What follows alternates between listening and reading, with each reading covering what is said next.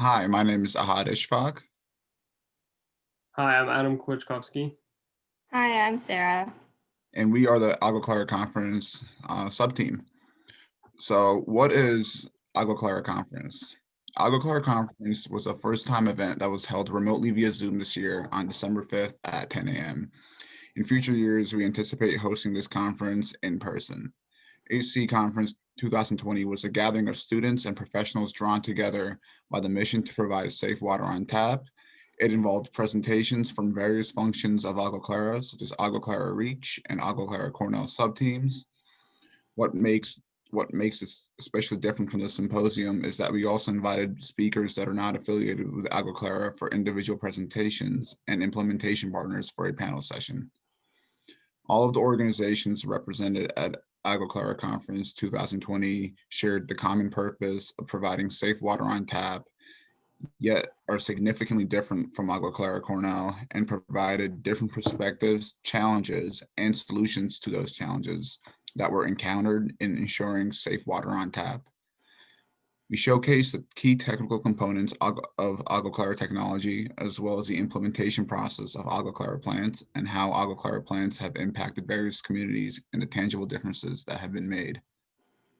So why was there a need for the Agua Clara conference?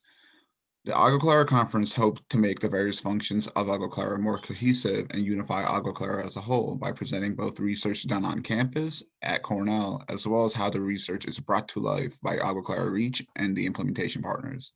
This was fostered through the sharing of ideas as well as interactions between members of the various functions in an inclusive environment promoting inquiries and questions. This helped provide the participants of the conference a higher level understanding of how Agua Clara works. Furthermore, another objective of Agua Clara Conference was to educate other schools and community members on the mission of Agua Clara and what Agua Clara has done to help bring safe water to communities around the world. We wanted the presentations to provide useful information for the implementation partners, including technical details and technologies that they might be interested in implementing in the near future. We also wanted to delve a bit deeper into how implementation partners implement designs and technology and how they find and work with communities.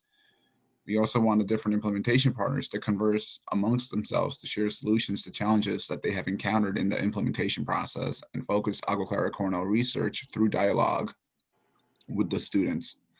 Lastly, we wanted an open dialogue on what global safe water on tap might look like and how we can take steps to get closer to that goal, as well as discuss challenges and opportunities for Agua Clara technologies. Now I'm going to hand it off to Adam to talk about how we planned the conference. Thank you, Ahad. So here's a basic timeline of how the 2020 conference was planned. Our first step, and arguably the most important one, was to decide what the conference would represent and its overall purpose. We had meetings with Monroe along with Zoe, myself from Agua Clara Reach, and that helped us shape this vision for the conference, allowing us to critically examine what takeaways a conference on providing safe drinking water should bring. Next, the AC conference subteam discussed what features will be present in the conference, agreeing on several components including a panel, breakout discussions, and focused special topic presentations. Keeping the audience engaged throughout the conference was an important goal, and we aim to achieve it through allowing guests to introduce themselves in breakout rooms, having a moderated panel with Agua Clara's implementation partners, and having a break after the panel to get people refocused. Towards the end of our discussion on the conference's schedule, our sub-team began reaching out to the speakers and organizations we wanted to be a part of the conference. Reaching out early and giving our speakers ample time to understand the conference's purpose and preparing their answers or presentations was a crucial step. Our team wanted to give speakers time to respond through email and ask questions so that everyone was prepared to come to the time of the conference. Finally, the sub-team worked with Maxine and the public relations team to design a conference pamphlet to send out and advertise the conference. Our sub-team had finalized speakers and the conference's format 3 weeks before the conference date so that we can have plenty of time to reach out to alumni, Agua Clara team members, other organizations, professors, and anyone else interested in attending. So here's just a brief picture of the Agua Clara schedule. And one important note is that our panel took longer than expected, about 10 minutes. However, our closing remarks were much shorter than the time we allotted for it, so the overall length of the presentation was the same.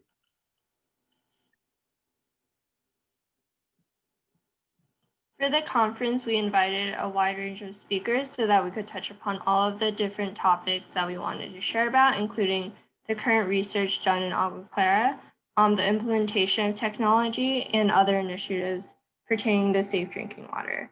So in terms of implementations and other organizations that deal with the implementation of safe drinking water technology, we had speakers from Agua Clara El Pueblo, Agua Clara La Vida, Gran Vicas, and 33 Buckets. We also invited speakers from Agua Clara Reach so that they could bridge together the presentations on the technology as well as implementation of the technology. In terms of technical presentations, we had students from AID as well as a student presenting his master's research project on flocculation present on the conference, which provided good technical information for the rest of the attendees. And we also had a presentation from Ohio State University who talked about their Sustainable Resilient Communities program. The conference received a lot of good feedback. One of the main things that was commented upon was that the structure of the conference was really organized, which was good considering our conference schedule. We also had a variety of speakers and provided students with the ability to learn about other organizations within the Agua Clara ecosystem. Finally, one of the comments was that we were able to establish a sense of community, which was one of the goals that we had going into the conference. And there were also multiple points of improvement as well. So one comment was that we needed to increase engagement a little bit more. And we can do that by incorporating more breakout discussions and things like that. Another comment was that the conference should have a more detailed conference program. So we can include more information on the different speakers, their backgrounds, and their different projects. Another comment was following schedule more closely and muting microphones at the start of the conference, and this can be accomplished by creating more best practices for presenting, as well as reallocating the time for different presentations. And as I touched upon in the previous slide, there are many future improvements that future organizers of the Agua Clara conference can implement. In terms of logistics, it would be helpful if there was a more clear timeline for advertising and including the materials that we need for each step of advertising as well. And this would really help to make sure that we're able to get materials to all the attendees on time. Another point of improvement is that we can have more planning prior to reaching out to participants and speakers. We found that we often had to shift things around while talking to the different speakers. And so having everything planned out before would prevent kind of a little bit of the confusion that happened. And the last thing I touched upon, and I also touched upon this in the previous slide, is that we should allot more time for each presentation. And this would help the conference schedule as well to make sure that we stay in time. And finally, in terms of presentation content, there's a need for more interactive activities or discussions. And this can be accomplished by incorporating different presentation styles, including more breakout rooms, breakout discussions, or also moderated question and answer where the audience can submit questions for a certain speaker. And finally, one thing that future conference organizers can implement is a theme for the annual conference. So as the conference occurs every year, or hopefully will occur every year, there's a need to make sure each conference is unique, and this theme will help to make sure that the conference is engaging every year. All right, thank you. That concludes our presentation. If you have any questions or recommendations, you can feel free to reach out to us.